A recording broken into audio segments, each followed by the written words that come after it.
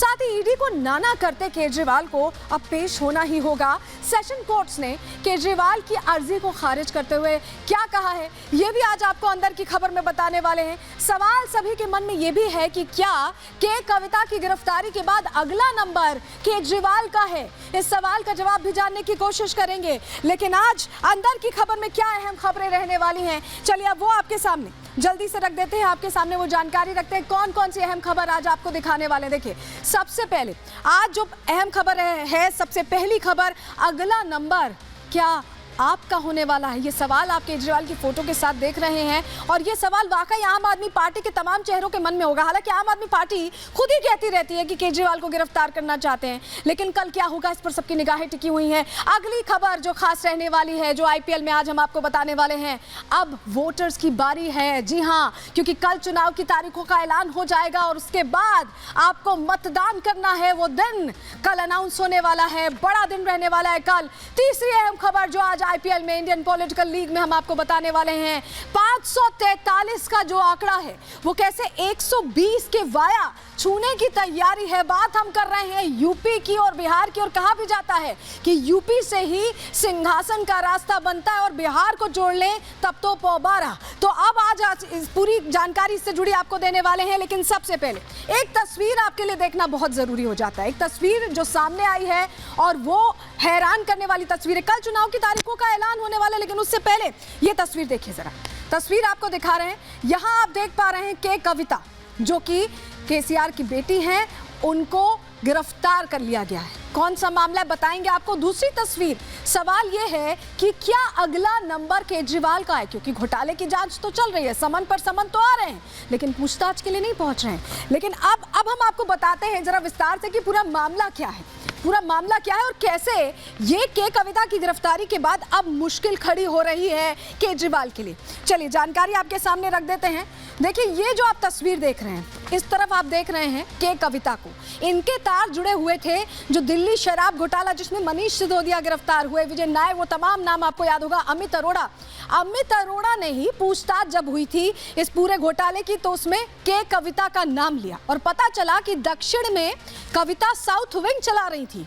पैसों का जो 100 करोड़ का लेन देन हुआ विजय नायर को, उसमें भी के कविता के नाम का जिक्र है और इनको भी दो बार समन भेजा गया, लेकिन के कविता नहीं पहुंची। और ईडी जब आज पहुंची हैदराबाद, तमाम जो दस्तावेज हैं वो खंगाले गए और उसके बाद खबर मिली कि पहले हिरासत में लिया गया, फिर खबर मिली है कि गिरफ्तार कर लिया गया और अब दिल्ली लाई जा रही है के कविता। भी थोड़ी देर पहले की तस्वीरें भी हमने आपको दिखाई थी और अब ये दूसरी तस्वीर जो आप देख रहे हैं, अरविंद केजरीवाल, कल राउज एवेन्यू कोर्ट में इनकी पेशी है। इन्होंने वीसी से पेश होने के लिए यानी वीडियो कॉन्फ्रेंसिंग से पेश होने की इजाजत मांगी थी, लेकिन कोर्ट से झटका मिला और अब जो 16 मार्च को पेशी से छूट दी जाने की भी इनकी याचिका थी, उस पर भी कोर्ट ने मनाही कर दी और सेशन कोर्ट से राहत ना मिलने के बाद अब इन्हें कोर्ट के सामने हाजिर होना होगा, पेश होना होगा, पर्सनली उन्हें पहुंचना होगा, सशरीर पहुंचना होगा, वीडियो कॉन्फ्रेंसिंग के जरिए नहीं हो पाएंगे। तो ये चुनावों के ऐलान से पहले की तस्वीर, और ये तस्वीर कहीं ना कहीं विपक्ष के जो पहिया है, जो चक्का चल रहा है 24 का, उसको डावाडोल कर रही है।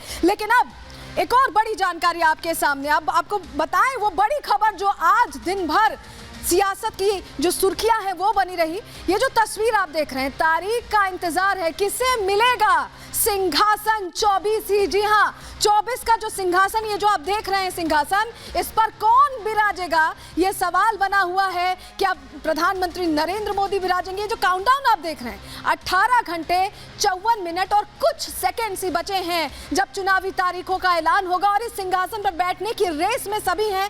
जहां प्रधानमंत्री थर्ड टर्म का कहीं ना कहीं गारंटी दे रहे हैं, वहीं विपक्ष की भी एक लंबी फहरिस्त है। जो आप लाइन देख रहे हैं वो लाइन भी खड़ी है, जल्दबाजी यही है कि इस कुर्सी पर पहुंचे, उस कुर्सी पर बैठे। लेकिन ऐलान से पहले किस तरह की हलचल देखने को मिली है, पहले उसकी एक झलक जल्दी से आपको दिखा देते हैं।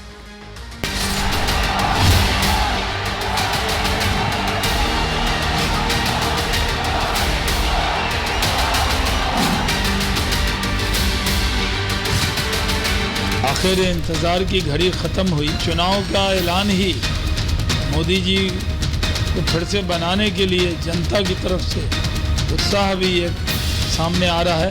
हमारी तैयारी तो बहुत बहुत बेहतर है और बाकी जगहों पे भी कुछ ही दिनों में अनाउंस हो जाएंगे, तो पूरी तरीके से हम लोग चुनाव में उतरेंगे। कल चुनाव की तारीखों की घोषणा औपचारिक होगी, लेकिन प्रधानमंत्री जी तो हमारे बहुत पहले कह चुके भोपाल के अंदर हमारा प्रत्याशी कौन, कमल का फूल। इस बार 400 पार ये गारंटी लोगों ने ली हुई है और महाराष्ट्र में इस बार 45 पार। 3 चरण मतलब 7 चरण से कम में हो। जो कमिटमेंट करता है उसको पूरा करता है, उसके साथ चलता है। मोदी जी फिर से तीसरी बार इस भारत देश के प्रधानमंत्री बनेंगे। इसमें भारतीय जनता पार्टी की लहर, सभी लोगों ने मन बना लिया है कि इस बार मोदी सरकार पुनः लानी है। तो ऐलान से पहले आपके मन में भी ये सवाल होगा कि आखिर ये चुनाव कहाँ होने वाले हैं, कब होने वाले हैं, कौन कौन से प्रदेशों में कब होंगे, कितने चरण में होंगे। चलिए सारे जवाब आपको अंदर के खबर में दे देते हैं, जो हमें सूत्रों के वाले से जानकारी मिल रही है उसके मुताबिक। देखिए तारीख आने वाली है, हम बता रहे हैं मतदाता तैयार हो जाइए, अपने वोटर ID कार्ड चेक कर लीजिए, अगर नहीं है तो बनवा लीजिए, क्योंकि लोकसभा के साथ कुछ राज्यों में विधानसभा चुनाव भी होंगे। ऑफिशियल अनाउंसमेंट कल होना है, हम सूत्रों के हवाले से आपको जानकारी दे रहे हैं। अप्रैल और मई में वोटिंग की तारीख हो सकती है, कई चरणों में चुनाव हो सकता है, ये भी जानकारी मिल रही है। 6 से 7 चरण में चुनाव हो सकते हैं और मई के अंतिम में या जून के पहले हफ्ते में मतगणना हो जाएगी, यानी नई सरकार के लिए अब आप जानकारी आपको मिल जाएगी मई या जून तक। और अब बताते हैं आपको कि किस राज्य में कब हो सकते हैं चुनाव, कितने चरणों में हो सकते हैं, वो अब आपको बता देते हैं, जो हमें अंदर खाने से जानकारी मिली, सूत्रों के हवाले से आपके सामने जानकारी रख रहे हैं। सबसे पहले महाराष्ट्र की बात कर लेते हैं। यहाँ बताया जा रहा है 4 से 5 फेजेस में चुनाव हो सकते हैं। इसके अलावा MP की बात करें तो 3 से 4 फेज में, उड़ीसा में भी 3 से 4 फेज में चुनाव होने की बात हो रही है। इसके अलावा आगे बढ़ते हैं, बात अब हम कर लेते हैं, जल्दी से चलाएंगे हम ग्राफिक्स। असम की बात करें तो 2 से 3 फेज में चुनाव हो सकते हैं। बिहार की बात करें तो 7 से 8 चरण में हो सकते हैं। उत्तर प्रदेश में भी 7 से 8 चरण में हो सकते हैं। बंगाल में भी 7 से 8 चरण में हो सकते हैं। गुजरात में 1 फेज में, तमिलनाडु में 1 फेज में, हरियाणा में 1 फेज में और दिल्ली में 1 फेज में चुनाव हो सकता है। तो ये संभावित चरण हैं जो हो सकते हैं। हालांकि कल ऑफिशियल अनाउंसमेंट होना है, लेकिन लोकतंत्र के सबसे बड़े पर्व के लिए देखिए तैयारियां भी इस बार बड़ी हैं, क्योंकि चुनाव आयोग भी पहले से कमर कसे हुए, मतदाता भी बढ़ गए हैं, जिम्मेदारी भी बढ़ गई है और लोगों की उम्मीदें भी बढ़ गई हैं। कैसे चुनावी मंच अब सजने वाला है, एक रिपोर्ट इसी से जुड़ी पहले आपको दिखा देते हैं।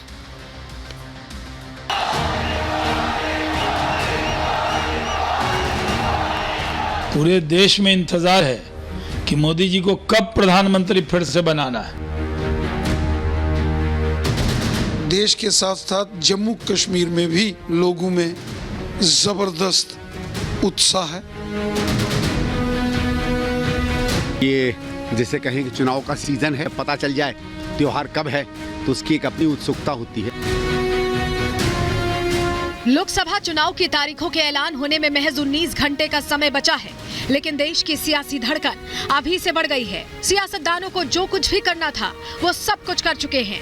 आचार संहिता लागू होने के बाद चुनावी गेंद मतदाताओं के पाले में चली जाएगी। फिर मतदाता ही तय करेगा कि कौन सत्ता में बैठेगा और कौन विपक्ष में। हालांकि हर कोई अभी यही जानना चाहता है कि चुनाव कब से कब तक होंगे और परिणाम की तारीख क्या होगी।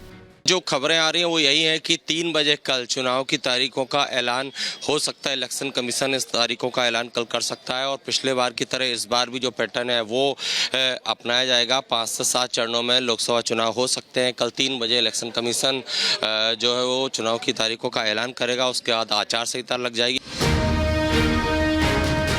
लोकसभा चुनावों को लेकर सियासी दल अपने अपने दावे ठोक रहे हैं, लेकिन आयोग की पूरी कोशिश है कि इस चुनाव को निष्पक्ष और विश्वसनीय बनाया जाए। इसके लिए चुनाव आयोग की तरफ से हर संभव कदम उठाए जा रहे हैं। इलेक्शन कमीशन ने राजनीतिक दलों को चुनाव प्रचार के दौरान किसी भी तरह से बच्चों के इस्तेमाल न करने की सलाह दी है। राजनीतिक दलों को भेजी गई एडवाइजरी में पैनल ने बच्चों से पोस्टर्स और पर्चे बंटवाने, नारेबाजी करने को लेकर 0 टॉलरेंस जाहिर किया है। हालांकि देश के सियासी दल अपनी अपनी तैयारियों का बिगुल फूंक रहे हैं। इस बार 400 पार ये गारंटी लोगों ने ली हुई है और महाराष्ट्र में इस बार 45 पार। हमारी तैयारी तो बहुत बेहतर है। जब हमारे कैंडिडेट देखिए करीबन 80-100 जगहों पर अनाउंस हो गए हैं और बाकी जगहों पे भी कुछ ही दिनों में अनाउंस हो जाएंगे।